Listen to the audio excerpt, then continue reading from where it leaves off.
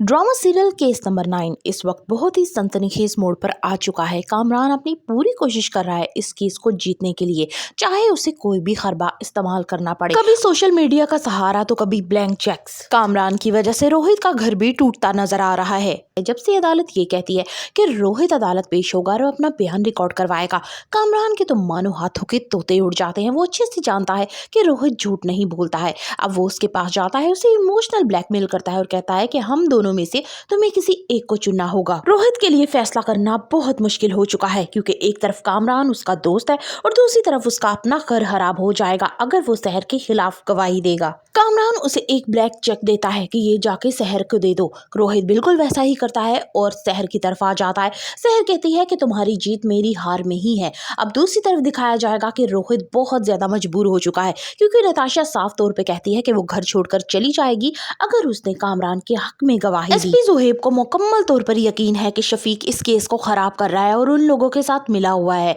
इसलिए वो बजाते खुद अब इस केस की इन्वेस्टिगेशन कर रहा है। इसलिए शफीक फौरन ही बुखारी और कामरान को बताते हैं कि अब ये केस बहुत ही पेचीदा होता नजर आ रहा है।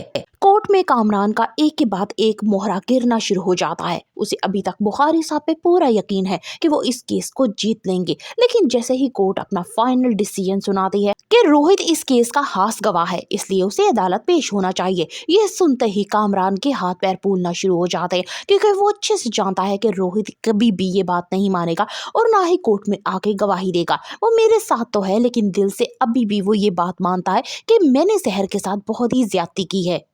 कामरान फौरन ही रोहित के घर आता है और उसकी वहां पे मुलाकात मनीषा से हो जाती है। वो मनीषा को समझाने की कोशिश करता है कि शहर जितना पैसा मांगती है मैं उसे दूंगा, लेकिन वो मुझे माफ कर दे। मनीषा कहती है यानी तुम मानते हो कि तुमसे गुनाह हुआ है, लिहाजा अब तुम कोर्ट में आने से क्यों डर रहे हो। वो रोहित से कहता है कि रोहित हम तो पुराने दोस्त हैं, लिहाजा मुझे उम्मीद है कि तुम अगर बिजनेस पार्टनर आगे रहना चाहते हो तो इस केस में इन्वॉल्व नहीं होगे।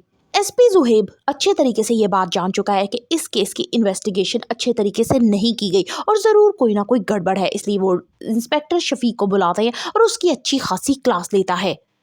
इंस्पेक्टर शफीक को ये बात अच्छे से मालूम हो चुकी है कि अगर एसपी जुहेब को कोई भी उसके खिलाफ सबूत मिला तो उसकी नौकरी भी खतरे में पड़ सकती है। क्या रोहित सच जानते हुए शहर का साथ देगा या दोस्ती निभाने के लिए कामरान का? Further reviews of case number 9, kindly subscribe my channel and like the video.